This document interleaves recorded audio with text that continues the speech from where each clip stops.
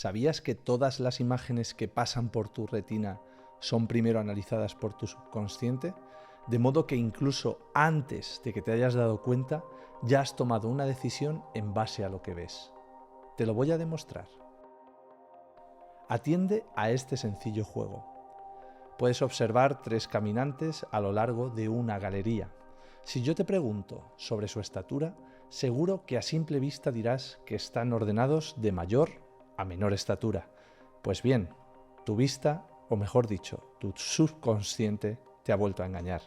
Si colocamos a los 3 caminantes uno junto a otro, verás que tienen la misma estatura. Y es que el proceso de toma de decisiones de nuestro cerebro se divide en lo que Daniel Kahneman llamó sistemas, y son 2. El sistema 1, que se caracteriza por ser rápido, intuitivo y depender en gran medida de los conocimientos que previamente hemos integrado. Sirve, por decirlo de alguna manera, como un sistema de alarma en constante funcionamiento. Por otro lado, el sistema 2, más preciso y elaborado, nos permite una toma de decisiones compleja. Sin embargo, es más lento y, por norma general, suele permanecer desconectado. Vamos a aplicar todo lo que te acabo de explicar a nuestro medio, a la sala de endoscopia, y vamos a ver exactamente cómo funciona nuestra cabeza cuando nos enfrentamos a un pólipo. Te voy a enseñar qué aspectos tienes que tener en cuenta para verdaderamente predecir el riesgo de invasión submucosa, ojo, casi de manera intuitiva. Vamos a aplicar ahora todo lo que te he dicho a nuestro medio. Fíjate, mira estas 2 lesiones. Verás que inmediatamente se te va la vista a la lesión que tiene mayor riesgo de invasión submucosa de manera subjetiva, que tú piensas cuando estás frente a ella.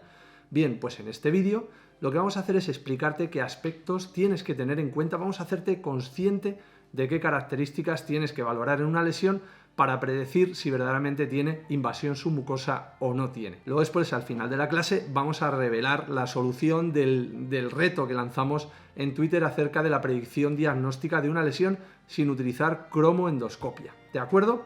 Por tanto, yo quiero que te imagines esto como un puzzle. Un puzzle, nuestro cerebro funciona como un puzzle donde va rellenando piezas hasta llegar a una decisión. Bien, pues este puzzle en la toma de decisiones se divide en 2 partes, el sistema 1 y el sistema 2. El sistema 1 sería el sistema intuitivo y el sistema 2 el sistema más analítico y el sistema más complejo y más lento. Para extrapolarlo al mundo de la endoscopia, podríamos decir que las características que te voy a contar ahora serían del sistema 1, el sistema intuitivo, lo que vemos inmediatamente, y el sistema 2 sería la cromoendoscopia. Si no lo has visto, aquí te dejo un vídeo de cromoendoscopia que ya hicimos hace algunos meses para que en 15 minutos repases todos esos conceptos, ¿de acuerdo? Pues vamos a empezar con el primer aspecto importante que tienes que tener en cuenta y que además tiene valor pronóstico, y es la localización de las lesiones. Cuando nos encontramos una lesión en colon izquierdo es muy diferente a cuando la encontramos en colon derecho, ¿de acuerdo? Fíjate en este gráfico que te estoy poniendo, que es un estudio del año 2017, es una serie de casos, una serie prospectiva, probablemente la más importante y del grupo más importante en el mundo que se dedica a la resección endoscópica mucosa, que es el grupo australiano. Pues ves en este gráfico cómo simplemente por el hecho de localizarse las lesiones en colon izquierdo ya van a tener más riesgo de invasión submucosa profunda, independientemente de la morfología. De modo que la primera pieza del puzzle, lo que vamos a colocar, es la localización de las lesiones. ¿De acuerdo? Localización marca el pronóstico, especialmente las lesiones localizadas en colon izquierdo. Una vez que tenemos claro la localización, nos vamos a la siguiente característica, que es el tamaño de las lesiones. Es importantísimo, el tamaño aquí también importa, ¿de acuerdo? Y es fundamental que conozcas que dependiendo digamos, del tamaño de los pólipos, va a marcar mucho nuestra estrategia terapéutica. Y eso es muy importante. No es lo mismo tener una lesión diminuta que tener una lesión de más de 2 centímetros, de más de 3 centímetros. Muy rápidamente, las lesiones diminutas prácticamente se pueden resecar con asa fría, antaño con pinza, y son aquellas que tienen menos de 5 milímetros, y aquellas lesiones por encima de 2 centímetros ya precisan técnicas de resección endoscópica complejas. Si todo esto te interesa, porque además es un tema apasionante, te invito a que nos lo dejes en los comentarios. que nos preguntes sobre esto. Si te interesa que hagamos un vídeo sobre estrategias de resección en lesiones dependiendo del tamaño, déjanos en los comentarios que seguro que prontito lo hacemos, porque esto ya no es endoscopia para principiantes, esto ya es endoscopia de gente con experiencia, como seguro que ya tendrás después de casi 6 meses de curso de endoscopia para principiantes. Bien, como hemos dicho, el tamaño. Lesiones menores de 5 milímetros son las lesiones diminutas. Estas lesiones prácticamente no van a tener riesgo de invasión submucosa. De hecho, y afortunadamente, son la mayor parte de las lesiones que nos vamos a encontrar en el colon. Por encima del 60% de las lesiones que nos vamos a encontrar serán lesiones por debajo de 5 milímetros. Estas lesiones, en menos de un 1% de los casos, van a contener cáncer. Precisamente por eso, en este grupo de lesiones se promueve la estrategia de resecar y descartar, reset and discard, que te habrá sonado de muchos artículos y que además recientemente ha aparecido un documento de consenso de la ESGE que habla precisamente de esto, de la confianza que tiene que tener un endoscopista a la hora de realizar esto en función de su competencia en el diagnóstico óptico. También te lo dejaré en el comentario fijado del vídeo por si te interesa este artículo, que es bastante interesante, ¿de acuerdo? De los 5 milímetros hasta los 2 centímetros, la progresión a cáncer o a riesgo de cáncer va a ser prácticamente lineal. Es a partir de los 2 centímetros donde ya las lesiones empiezan a incrementarse el riesgo de invasión submucosa, hasta incluso llegar el 11% en lesiones por encima de 5 centímetros, como te estoy dejando ahora mismo en la gráfica. ¿Cuál es el tercer aspecto que tenemos que tener en cuenta? Pues la morfología, fundamental, la morfología. Y aquí es importante que utilices clasificaciones validadas. Y de ellas, a nivel de pólipos, la más importante es la clasificación de París. La clasificación de París va del 0 al 5, pero en las lesiones superficiales utilizamos la subclasificación 0. ¿Y cuál es? Pues la que te estoy poniendo en la pantalla. Las lesiones 0,1P son lesiones pediculadas, lesiones 0,1S son lesiones sesiles, y cuando ya hablamos de lesiones planas pasamos a la subclasificación 0,2. 0,2A cuando son planos sobre elevadas, eso es cuando la altura de la lesión es menor de 2,5 milímetros o igual, menor o igual a 2,5 milímetros. 2,5 milímetros, ¿cómo lo mides? Pues muy fácil, utilizando la pinza de biopsia cerrada. Eso habitualmente mide 2,5 milímetros. Bien, pues a ojo, esa es la manera de ver cuando una lesión es plano sobre elevada. Estas lesiones se clasifican como 0,2A. Las lesiones que son completamente planas, 0,2B, y las lesiones que presentan una depresión, ojo con estas lesiones, se clasificarán como 0,2C. Es muy fácil, muy fácil. ¿Y qué ocurre cuando una lesión es heterogénea, cuando tiene diferentes morfologías? Pues es una lesión mixta y lo que hacemos es combinar los diferentes aspectos de la clasificación. Es decir, si tenemos una lesión plana con un componente sesil, hablamos de una lesión 0,2A más 1S. Si el componente sesil es mayoritario, lo ponemos delante, lesión 0,1S más 0,2A o más 2A, ¿de acuerdo? Y si es una lesión, por ejemplo, plano con una depresión central, hablaríamos de una lesión 0,2A más 2C. Es decir, vamos combinando los diferentes aspectos, los diferentes grupitos de la clasificación para ir describiendo adecuadamente las lesiones.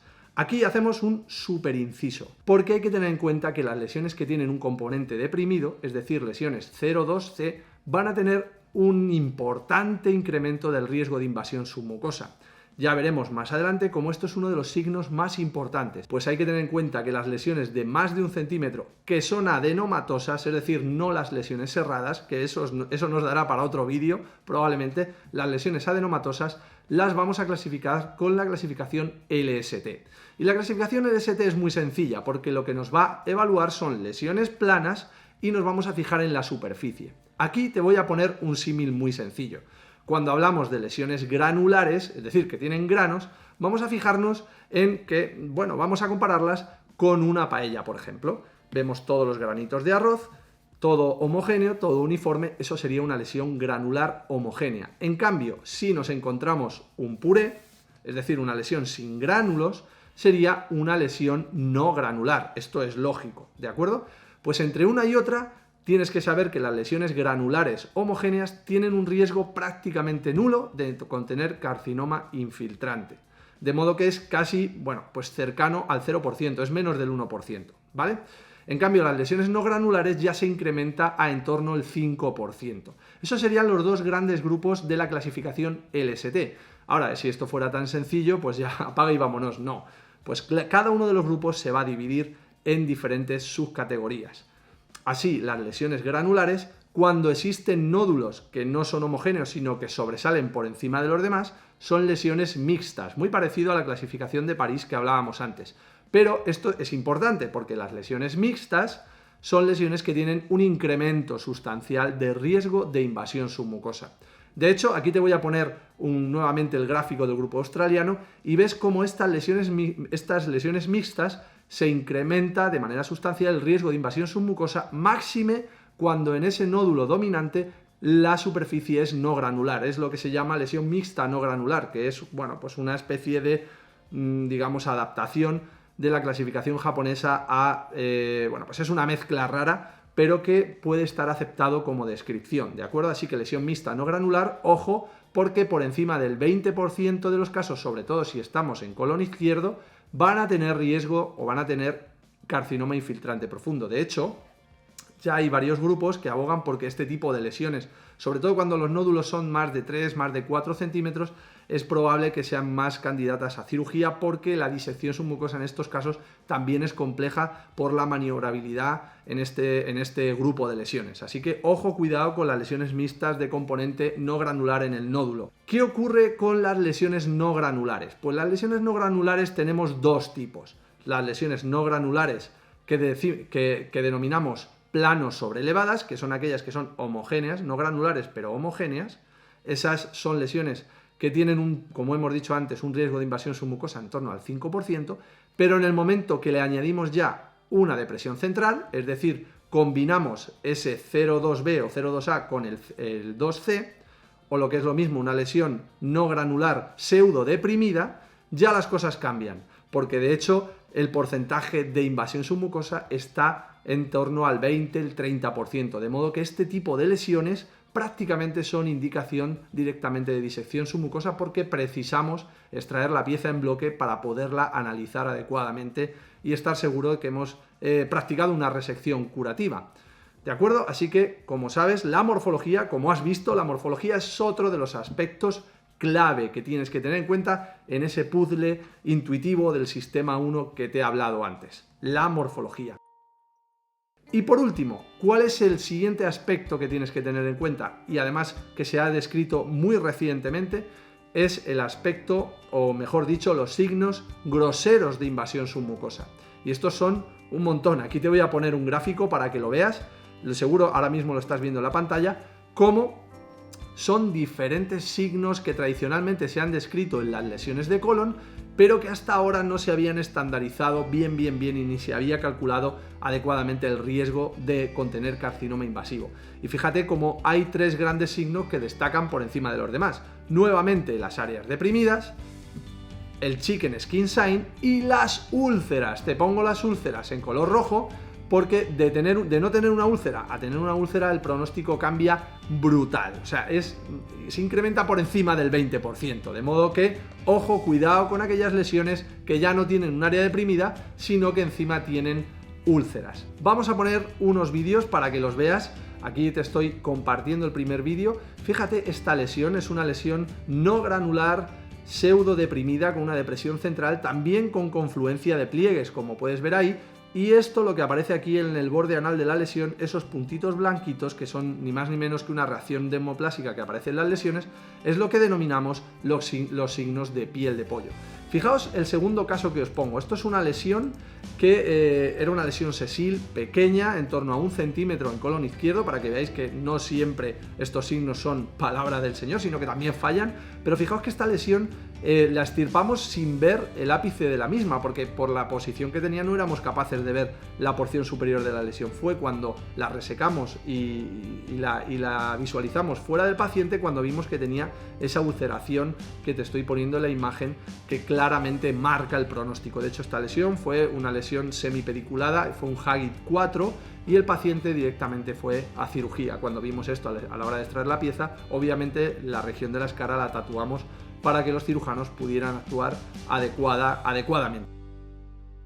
Bien, bueno, pues ahora vamos a pasar a la siguiente parte de la clase, que es resolver el enigma, la lesión que pusimos en Twitter, donde ya te digo que votaron más de 90 endoscopistas, 90, 100 endoscopistas, 94, 95, ahora seguramente esté poniendo el gráfico en la pantalla, y fijaos cómo la mayor parte de ellos, sin cromoendoscopia, fue capaz de, bueno, pues de predecir que había carcinoma intramucoso o carcinoma infiltrante superficial.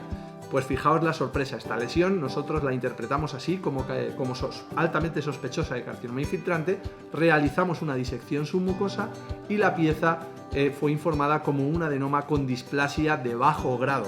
Y es que ¿sabéis dónde está la solución? La solución está en la otra parte del puzzle que hablamos al inicio de la clase, el sistema 2. El sistema 2, ¿qué significa? ¿Cuál es el sistema 2 dentro del endoscopista? Pues yo lo asemejo a la cromoendoscopia, como hemos dicho antes. La cromoendoscopia va a tener en este caso la clave para llegar a una predicción diagnóstica adecuada. En este paciente, en esta lesión, la cromoendoscopia lo que valoró es que esta lesión era un sano 2 y por tanto una lesión con bajo riesgo de invasión submucosa en cuanto a su predicción en función de la endoscopia de magnificación, en este caso del patrón microvascular. Bien, chicos, bueno, pues feliz año, este es el último vídeo del año, llevamos 6 meses en el canal, estamos muy contentos porque prácticamente llevamos ya 1000 suscriptores, de hecho os animo a que compartáis el vídeo, a que la gente se suscriba al canal porque cuando lleguemos a los 1000 suscriptores, como está mandado, haremos un especial 1000 suscriptores muy especial, su propio nombre indica. Ya veréis que cuando lleguemos lo desvelaremos, así que hasta entonces, feliz año y nos vemos en el siguiente vídeo. ¡Chao!